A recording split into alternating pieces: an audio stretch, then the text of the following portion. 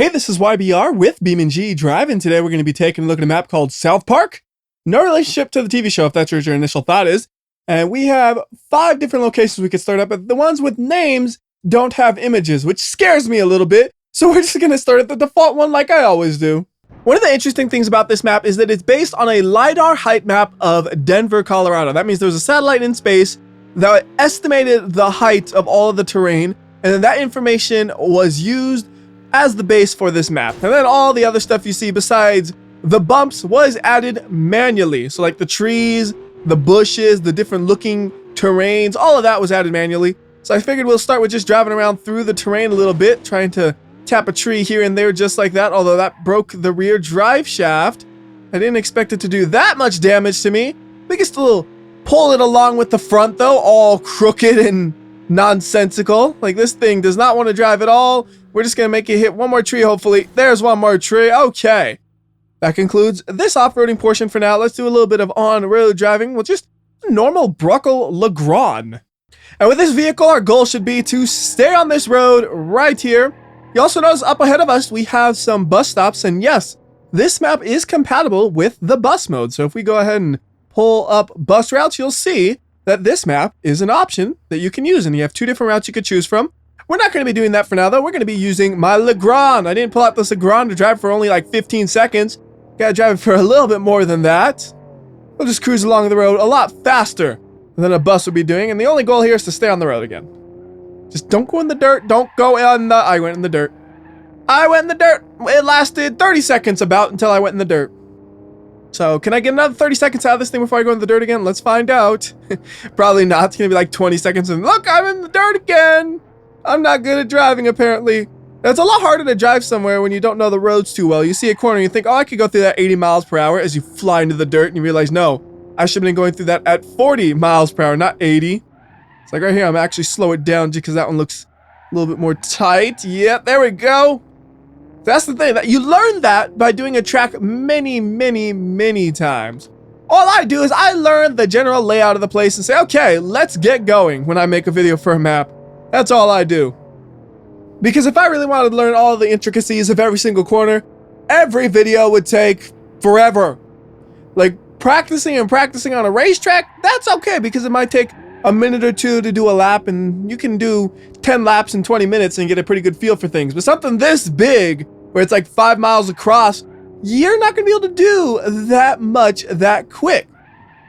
All right, right here, I was actually going pretty fast. Hey, there's a bush in the road. I was supposed to mention that as we drove by it, but I kind of got distracted with other things.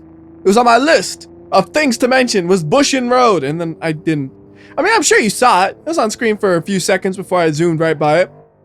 Oh my goodness, that bump was not as severe when I was testing this out earlier. That thing bumped me a little bit. I was able to recover though and keep on going. Now, one of the things in the description for this is that the terrain resolution was 4 meters per pixel. So that means some sections can be a little bit jagged, like that jump we just saw. And I'm kind of curious though, if we were to try doing a steeper area like this, is it jagged like that or is it pretty smooth? So let's find out. We don't have a super off-roady car, so any sort of jaggedness it'll crash into. And that was nice and smooth. No problems whatsoever there. Go ahead and go back down it and see if it's still smooth going down. Looks like a good angle right here. No trees to hit in the way. And that was smooth again. So that was just kind of a one little section of road where it's a little bit bumpy unexpectedly because these sections seem nice and smooth and easy to drive up and down. Going up and driving around the mountain like this also works out perfectly fine. All right, let's go ahead and find something to crash this thing into. I see a bush right ahead of us. We're going to try to hit it. There we go. That was a decent impact. It got us flipped over and we're spinning pretty good for that impact. Like I didn't think it was going to spin this much and it's still spinning. How is it spinning so much? And it doesn't stop. It don't stop. Look. How? Okay. Here we go. It's finally stopped spinning. So since I was doing a lot of kind of climbing up them mountains, when we get a car, it's a little bit better climbing up them mountains like the rally version of the Pessima. And we're not pointed in the direction I want to go, so let's just do a little bit of a spin around right here. There's where I want to go. I want to climb some more mountains. That's what I got this car for. Of course I'm going to climb the mountains. See, there's a little bit of the grid peeking through right there. And climbing up the mountain worked fine. No issue there. Let's go back down the mountain. Well, actually, let's ride along the mountain. Let's see how well that'll work. I see a bit of a bump right here, so I don't know if it's gonna pop me off, pop me down. I couldn't hold on. Get back up on that mountain. If we had a ton of ground clearance and suspension travel, we might have been able to stay on that. But then also we might have been too top heavy and we just roll over, so it's hard to know for sure. But it's actually working right here, just cruising along the side of the mountain, no problems. Well, getting in the air a little bit, but the landing was smooth enough where it's fine. This is not going to be so smooth. But we have a rally car. It should be able to live through something like that. And it did live, but not excellently. It's pulling a little bit to the side now. I just got to keep it straight myself, that's all. All right, this one we're going to really make it fly.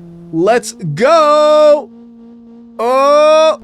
Surprisingly smooth landing, but we went upside down. This time, though, it's not spinning all over the place like it did last time. It was a nice smooth landing. The interesting thing is, it seems like a lot of the time when you're going up and down these things, it's really easy to land smoothly with whatever vehicle you're driving. You don't really need an off-road vehicle to go up and down these things without much issue. Because it's all pretty smooth, like right here, just smooth. And then we get a little airborne if we're going fast enough, right here. Maybe a little bit, nah. But if you did, it would be like a nice smooth landing. It's not very stressful to the suspension, allowing you to do it with almost any vehicle. It's nice. And it's funny, I'm not even paying attention to the roads, unfortunately. I'm more looking over here at this off-roading areas. Because it's just relaxing to drive on, where you're just kind of going through easy terrain. See, here I actually have to, you know, go left and right and make sure I don't drive off the road accidentally. Although we're on a straightaway, so I guess right now that's not exactly the case, is it? And it's scary when you can't see more than a few feet in front of you like this. Like, you don't know if there's a big corner coming up or what. So every time you see a little bit of curve in the road, you gotta slow down. Because, like I said, this is a 5x5 mile map. It's hard to memorize everything, and I'm not exactly sure what's coming up on these corners. Alright, keeping it about 75 miles per hour is a safe speed. With this car, if we had a car that handled worse, probably couldn't do it at these speeds. Alright, a little bit in the dirt, sure, but we have a rally car. It can do that. I want to climb that mountain way up there. That's my new goal, is to climb them mountains over there. I don't know how much the road's going to actually align with going in my direction, though. I was just looking at the mountain and I wasn't paying attention to the road. Hey, the road is a little curvy, and it is based on real roads. It's not, you know, super precise or anything like that, but if you look at the general shape, it's like real roads. And hey, look, there's a bus stop. I went around it because I was afraid of crashing into it when I went a little bit off the road. I'm just like, you know what, no. Let's not even risk crashing into it. Let's just go around it. Alright, I want to go to those mountains, though, because that's what I said. I don't know, I want to be king of the world and go to the highest point. And then once we're there, I'm kind of lost. Like, I don't know what to do there because I don't know if I'll be able to find the road easily again. We'll have to see if there's any roads near that mountain or not. At least I'll have a good place to look around for it. We'll be able to look everywhere to try to find the mountain. Whoa! Trees and stuff over there coming out of nowhere. We'll be able to look everywhere to try to find some roads from that mountain. Again, though, going through this area, it's nice and smooth and easy for the vehicle to do. This is a real steep area, but it's still able to do it, mostly because we have so much momentum. I am the king of this place. Probably is one of the highest mountains in here, isn't it? That thing looks tall. Awesome. Now, let's find our way back down as violently as possible. Full speed ahead. This looks like it could be basically a ramp jump type thing. Oops.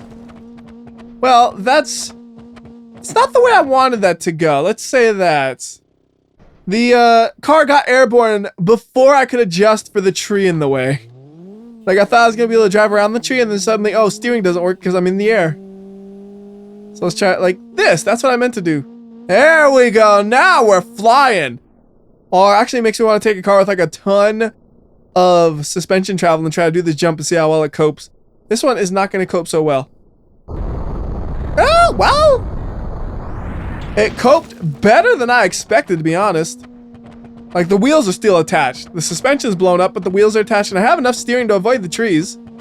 I don't know why I'm accelerating. I don't think it's actually doing anything because all of the important bits for that have been broken. Hey, look!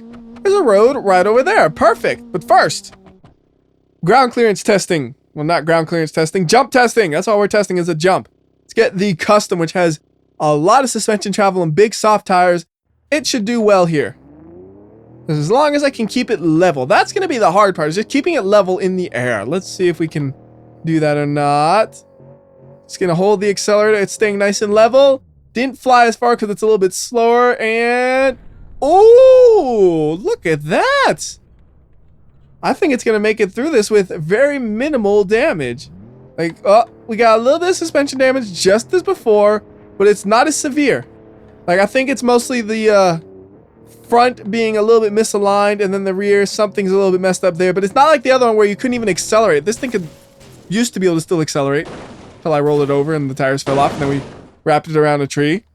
To the road! No, that's not happening. You see, the engine kind of fell out. The engine's not supposed to kind of fall out. How about we drive a T-Series around here? That sounds interesting. We'll just get, you know what? Let's go all out. Let's get a T-Series with a trailer. So I'm going to get the long haul edition, and hopefully the back doesn't spawn inside the tree. Okay, good. We're going to bring it over to the road. We'll spawn up a trailer, attach that trailer, and that should be a little bit fun. Here's a dirt road right here. No, that's not the road I want to drive on. For a second, I thought this is where I started, because when you start, there's also a dirt road there, but that's a little bit different. I want to move it past the bus stop. I don't want the trailer to be inside of the bus stop. And now come to a stop, please. It's like, I don't want to stop. Come on, stop. All right, so let's get a big old thing of tasty cola. And then, whoops. That's okay. Okay. It's attached. Can it drive like this? Not really, because the trailer's still on the ground. Otherwise, it might be able to. All right, we'll move this over to there. And then we should be able to attach it the correct way. As long as we have the power to go in reverse, which I don't think we do. Or are we stuck in the ground? Let's see. Oh, we're stuck in the ground. Okay, lift the truck up just a little bit right here. And then reset it because the clutch is overheating. I don't want to try to be driving with a burnt clutch. There we go. Trailer attaching mode is engaged. So we just gotta stick it in. Should be good. Alright, trailer's attached. You can tell because the camera zoomed out so much. And now we're going to try driving along the roads with the trailer. It's pretty much just like the bus, but slightly different because it has a pivot point. Otherwise, it's the same idea. You have a big, heavy vehicle that's really long. And you have a downhill section here, which makes your big, heavy vehicle go surprisingly fast. Oh! Oh, it's going to tip. Oh, it's going to tip the other way. That did not go well at all. That tipped over so easily. That road, though, if you look, it was kind of a grade to it. You see right here, like, that is enough to get the thing going a little bit crooked right there. And once it goes a little bit crooked, it's going to tip over. All right, we're going to try it one more time, though. Stop. Same thing as before. Don't overheat the clutch. And let's go ahead and attach it. And whoops, a little bit misaligned right here. Try to readjust that. Come on, back up. Like burn out the clutch again or something, right? There we go. Should be a good attachment spot, right? Come on. There we go. All right, we're going to try to do the same thing we just did this time. No tipping. But still going just as fast as we did. I don't want to slow down and be scared. No, I'm going to still drive with gusto. Yeah, right here. Look at how much the thing tips, though. Oh, goodness. Like, I'm not even staying on the road. It's trying to tip so much. Like, oh, the trailer wants to go that way so bad. I just got to keep pulling it to the left. Telling it, no. No, we go on the road. I would hate driving that with a truck. That was frightening. No, it's not so bad, though, because it's uphill. So we're going only about 40 miles per hour. Well, we're dropping speed. 35 miles per hour. Oh, it's really dropping speed. All right, here's what we're going to do next. Since I don't want to be dropping too much speed there, because this is more uphill, let's try out a bus route. So we're going to do South Park, a bus route. And for the vehicle, we're going to go ahead and just get the... Whoops, that didn't work. Come on, click. There we go. We're going to get the city version. Was that the one that was already there? I don't know. I wanted to look at the choices, though. Time to live out my fantasy of being a bus driver. No, actually, that's not my fantasy at all. That's what we get to do. I haven't actually tried this out yet, but I saw it in the menu, so I assumed it worked. Although I'm looking at the spot up there, and it's kind of interesting. I don't see, like, a area to put the bus inside of. Usually you have, like, an outline box. Let's just see what happens when we come to a stop, I guess. Interesting, interesting, interesting. So, nothing happens. Oh, wait, it's telling me to go back, though. Maybe I just have to stop, like, in between the two stops? So, like, right here? There we go. Stop the bus, kneel the bus, open the doors. Wait for the passengers. Not in service as I load up passengers. Sounds like a start of a horror movie or something. Like you got into a bus that said not in service. And it was taking you straight to hell. Or, you know, some nonsense like that. I don't know. Anyways, continuing along with the bus. Full 34 PSI to get up that hill. There's the shift. Yeah, this thing actually does a pretty good job of keeping in the boost. Like, it shifts, it's still fully at 34 PSI the whole time. I guess that's kind of the power of like a diesel engine that revs really low. It's able to do stuff like that. I'm used to cars with really twitchy turbos that like to peak hard and then drop off if you shift too early. And oh, goodness. I'm over-revving the engine a little bit from the downhill. All right, let's just do it. Over-rev the engine. Can we blow it up here? I want to see, can we blow up the engine from having just too steep of a hill and not slowing down? Not yet. Oh, wait, engine torque reduced. We're damaging it. Mild over-rev damage. Don't stop believing. We're going to destroy this engine. I'm the worst bus driver ever, ain't I? What kind of bus driver actively destroys his bus with passengers in it? All right, well, there we go. He can't destroy it anymore. Now, I'm concerned, though, about how well it'll accelerate. It might drive really poorly if it loses too much speed, so we gotta keep this thing at a high speed now for that reason. Thankfully, though, I don't see any too big of a steep hill ahead of us. I can see a little bit of a hill, but I don't think it's gonna slow us down too much. Yeah, we're still going 50 plus miles per hour right here. Then we got another downhill. Time to over-rev the engine. Here we go. This might be enough to get a little bit more damage to it. Come on. There. Yeah, that has a chance to damage it. Like anything over 60 is going to probably damage it. 65 definitely has a chance of damaging it. Now we're losing speed though. Oh no. Well, it wasn't long enough for us to actually do any damage there. Kind of wish there was a couple more bus stops here and there though. Like, this is a long way to drive for one bus stop compared to the stock ones. I guess this is more like a realistic bus where it drives a few miles before it stops again, where the stock ones, it's like you drive an eighth of a mile and stop, an eighth of a mile and stop, an eighth of a mile and stop, which, you know, you spend so much time stopping and going, you might be better off just riding a bike. Thankfully, though, this thing's still driving good, even after me being crazy and over-revving it. Even with these hills, it's staying at about 50 plus miles per hour, maybe even at 55 plus miles per hour most of the time. Just a small drop to 54 right there momentarily. All right, there we go. Finally a bus stop. You gotta stop right in between them, it seemed like. So let's just slam on the brakes right here. And this thing brakes a lot better than I expected it would. I would think that we would have stopped right in between the bus stops, but we stopped a little bit earlier than the bus stop. How about right there? Perfect. Bus has stopped and kneeled. Oh, maybe I overshot it a little bit. Because it's not doing the little thing. I wish I had the box right here though, so I could see exactly where to stop, because I'm not sure. Do I need to move it up some? See, usually when you get the bus stopped, it does that thing where it says, you know, open the door and stuff, and it shows you the interior camera. Alright, I'm gonna just kind of go right where that arrow's pointing, so it's pointing right there. There we go. A little bit picky with the positioning there, but we got it eventually. We'll wait 5 seconds, and then we'll go ahead and continue.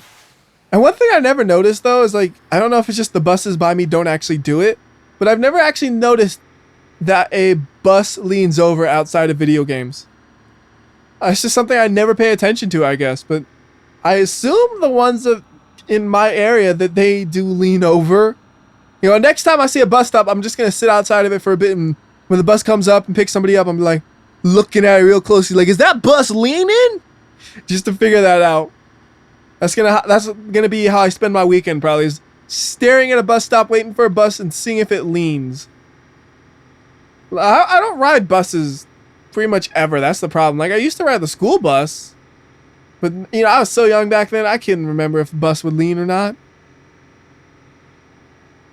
I think the last time I rode a bus was probably 5 years ago. And it wasn't even like a real bus thing. It was like I needed to just get a half a mile from a really far away parking area to the destination. And they had buses shipping people over. That's why. Anyways, I think that is enough busing, because there's one more thing I want to do here. That is the scenarios. So we have 3 scenarios here. We have South Park Chase 1, 2, and 3. Let's start with number 1. Don't lose the Corvette. Get after him. Tips and hints. Drive carefully and use it to your advantage. Good luck. All right, so we got a Pessima here. Looks pretty ordinary. Let's go find that Corvette and see what it looks like. Yeah, this is ordinary. I can tell by how slow it accelerates. This is a very ordinary vehicle. So this shows, in fact, that the AI does work with this map if you wanted to have some fun with the AI here. And I think they'll be a little bit more scared of going at high speed through these corners. Yeah, I am catching up to them very, very fast. And they have like a racing Corvette. I don't care. A little bit of a bump, and spin. Oh, they actually like stalled their car out and you can hear the engine restarting. That was funny. Hey, where you going? Oh, I mean, I'm gonna let you pass for now. That was all part of my plan. How damaged am I? Not too bad. But on the other hand, neither were they. We're both pretty much in perfect condition. Come on, Pessima, you got some ground to make up now. Look how far ahead they are. You can do better than this.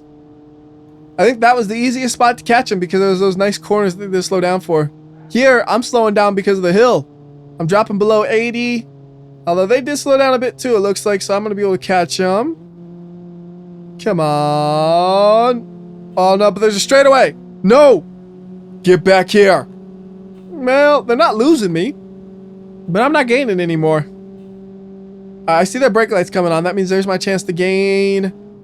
Nope, never mind. Slow down, you coward. All right, we're going to be going really fast. This is the wreck or miss moment right here. And we're going to wreck.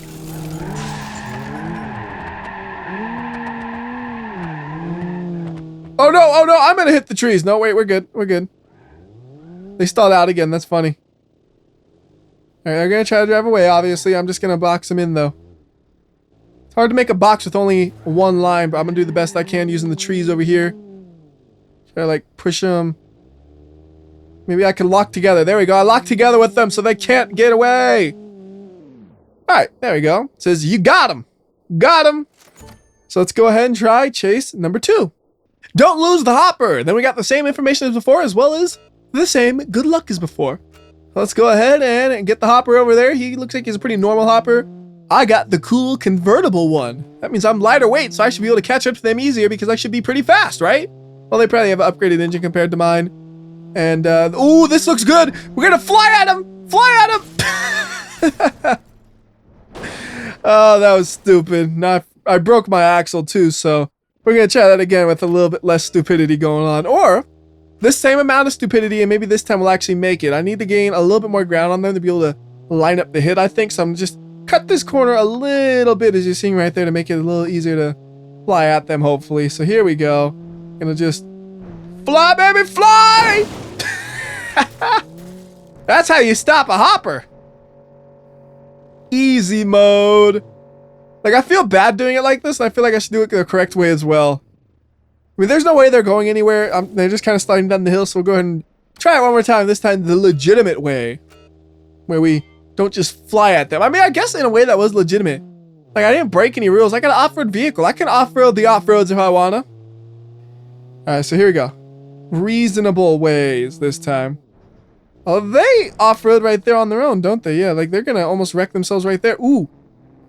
Ooh, they got me. They got me. I am the fooled and not the fool.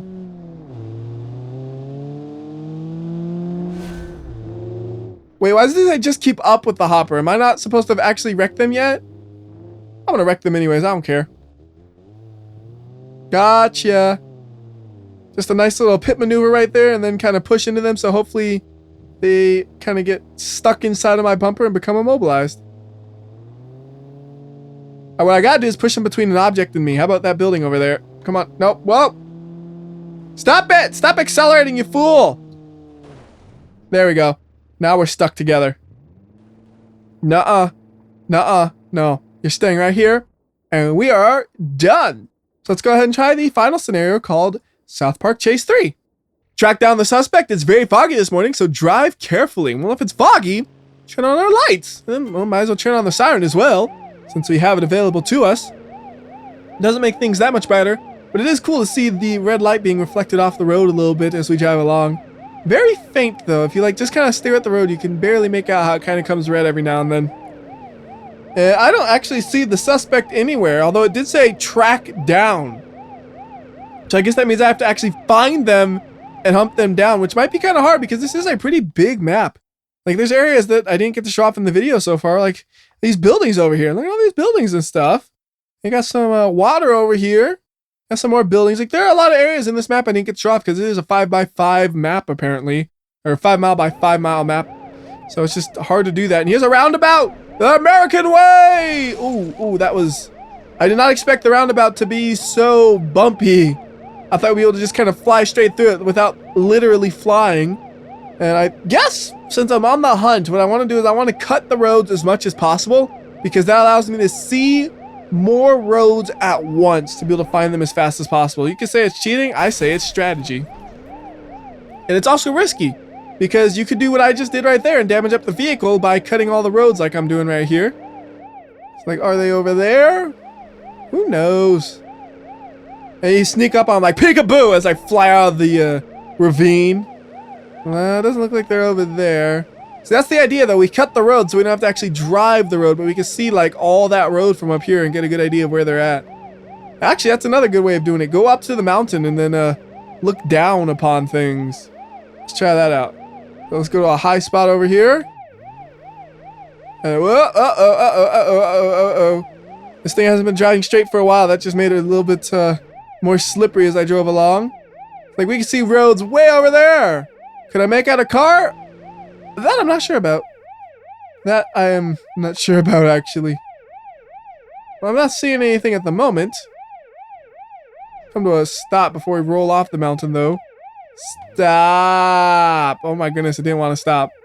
So maybe the mountain plan wasn't the best option after all. Now we gotta go find the road before we can even continue driving, because it's sliding all over the place. Alright, new strategy is stick on the road and then just look for the roads, because I think like I might be so far away they could drive on the road and I just wouldn't notice them because they'd be so small. Should be a road over here somewhere, right? Right? Just trying to find the road now. Oh my goodness, I am lost. I am definitely lost. Like, I thought this is the direction I came from, but apparently no. Oh, there it is. There it is. Okay. Full speed ahead on the road and on the hunt for the suspect. It's been 2 minutes and 45 seconds. I haven't even got a whiff of them. Like, it'd be nice if I could have, like, you know, call-ins, like the suspect is north of you or something, but that would be way too much effort to, what was that?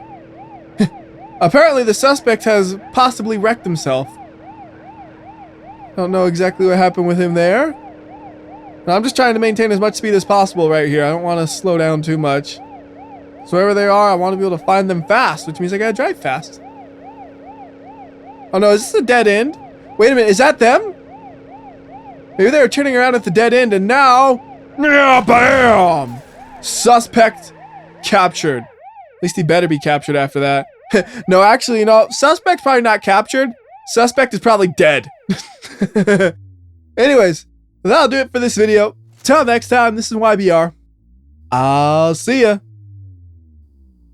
Okay, one other thing. The siren sounds funny in slow motion right now.